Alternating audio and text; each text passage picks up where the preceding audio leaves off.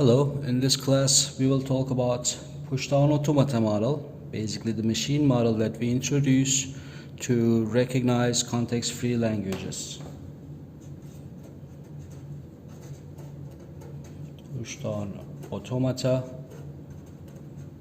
or PDA for short. Note that in terms of the previous class of languages, the regular languages, we have introduced two types of models. One of them was the machine model, which was the finite automata model to recognize regular languages. It could be either DFA or NFA. And also we saw another representation or another model, which was the regular expression model, which was a textual model. For context-free languages, which we have been talking about for the last couple of weeks, so far we have only seen one type of a model, which is a text-based model, which is context-free grammars. Now we will see the machine version of a model that we can use to recognize context-free languages, push-down automata model. First of all, let's start to give a figurative representation of a machine, of a PDA. So we have a non-deterministic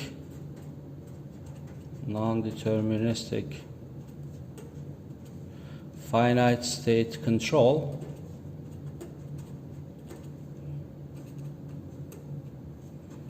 which we show, let's say, in a box. This is our finite state control.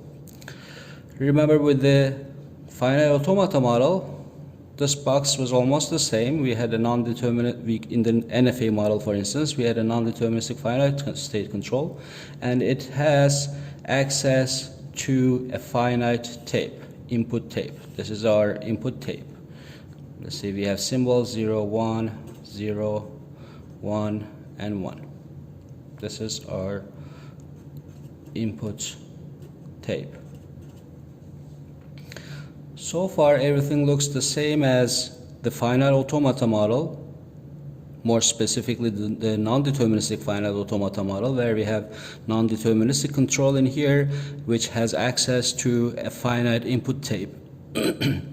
But with the PDA model, as an extra capability, the PDA has access to an infinite stack. So, infinite stack. This is, let's say, the bottom of the stack. Here's some symbol, let's call it $, and then we have some other symbols, 0, 1, 1, 0, and this non-deterministic finite state control has access to the top of the stack. This part is top of the stack.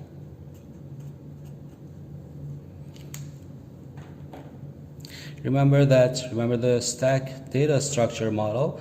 In stacks, each access or each updates to the stack happen at the top of the stack, and it works with the last in, first out principle.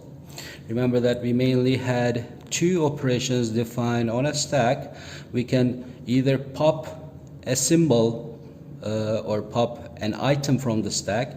In terms of PDA, it corresponds to popping the symbol at the top of the stack. When we pop, that symbol is read by the finite state control, and also it's removed from the stack.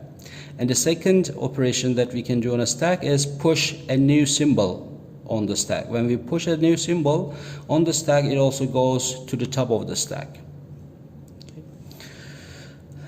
Let's try to describe very briefly how computations happen in a PDA. So let's just say PDA computations. When in informal terms, informally, let's say, how do the PDA computations happen? So Let's say that assume we are at some Qi inside the state control. Assume at some state Qi in here. We first of all read a symbol, read the current symbol from the input tape. Read current symbol from tape. When we say tape, we mean the input tape. And then we pop a symbol from the top of the stack. Pop a symbol from stack, and depending on what our finite state control in here tells us to do, we can non-deterministically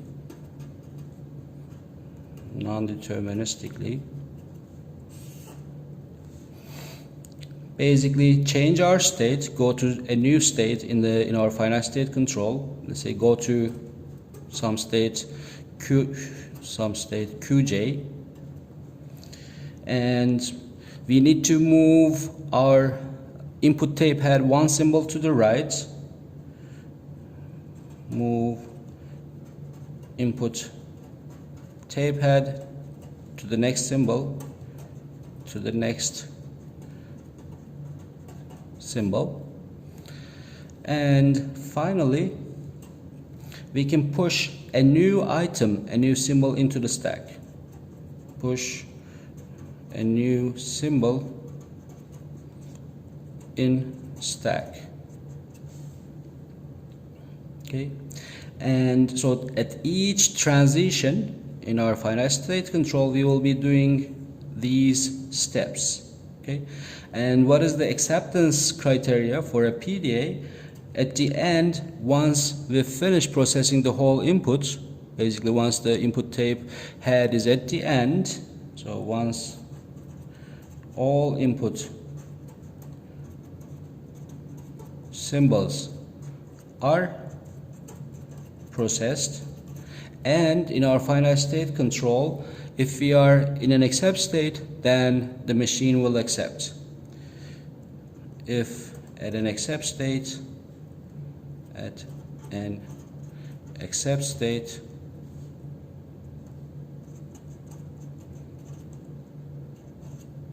then accept.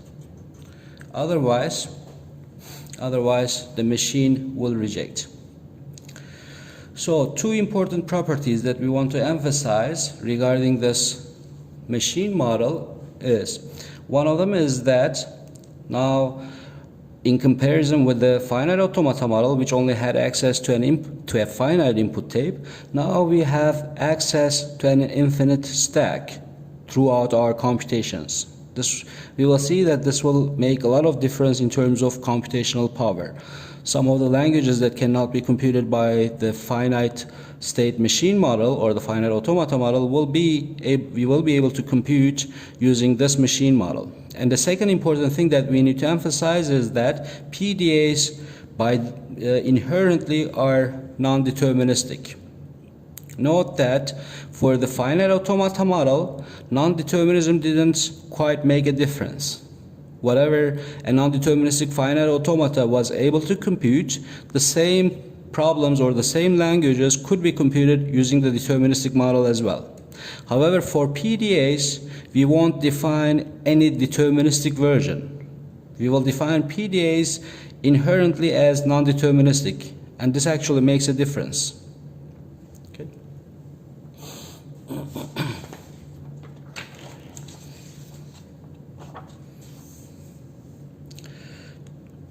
Now let's give a formal definition of a PDA.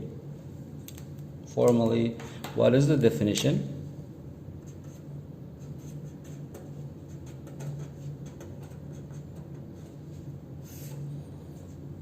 We can define a PDA formally as a 6-tuple Q, sigma, tau, delta, Q0, and F. Most of these items are the same as the formal definition of finite automata. Q, as usual, is the set of states.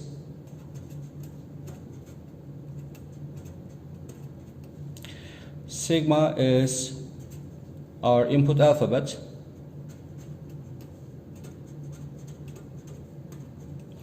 Tau, since now we have access to some other data structure as well, tau is our stack alphabet, basically the set of symbols that we can have in our stack. Delta, as usual, is the transition function. Q0 is our starting state.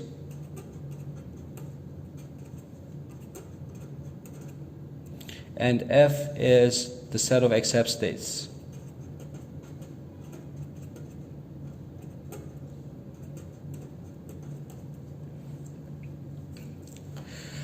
The important thing again in here will be how to define the delta transition function. We will define the delta transition function such that as input it takes a triple Q sigma epsilon cross product tau epsilon. In here, sigma epsilon means our alphabet sigma union epsilon, and tau epsilon means our alphabet stack alphabet tau union epsilon. We will take such a triple as input. Basically, we will take a state, let's say Qi, and a symbol that we can use from our input. So this can be any symbol from our input alphabet, or it can be epsilon as well, since we have non-determinism. We won't be, in this case, if we use epsilon in the transition, then we won't be consuming any symbol from the input tape. And we will take a symbol from our stack. This will correspond to the element or the symbol that we pop from the stack. Again, since there is non-determinism, we may choose to pop epsilon, meaning that we don't pop anything from the stack at that transition. So we will take such a triple as input, and the output will be, we will move into another state in our state transition diagram, another state from Q, and we will push a new symbol into the stack. Okay, this tau epsilon shows a symbol that we can push into the stack. We can again pick a symbol that belongs to our stack alphabet, or we may, in that transition, we may choose to push epsilon, meaning that we don't push anything into the stack. Okay. We can figuratively imagine our state transition diagram just as the same as the finite automata model. We will show or represent our PDAs using state transition diagrams. In the state transition diagrams, remember that we had states and transitions in between the states. How will a general transition look like in a state transition diagram of a PDA? It will look like the following. It will, let's say, from Qi to Qj, some other state Qj, we may have a transition in our state transition diagram. Note that we are only showing a single transition in a possibly larger state transition diagram. So we will show this transition as A, B, arrow, C. What is the meaning of this? A will correspond to the symbol that we read from the input tape, input symbol that we consume through this transition. Note that this can be epsilon because we can pick epsilon in here. B will correspond to the symbol that we pop from the stack, popped stack symbol. Again, this can be epsilon because we are picking from this set. And finally, C will correspond to the symbol that we push into the stack. Pushed stack symbol.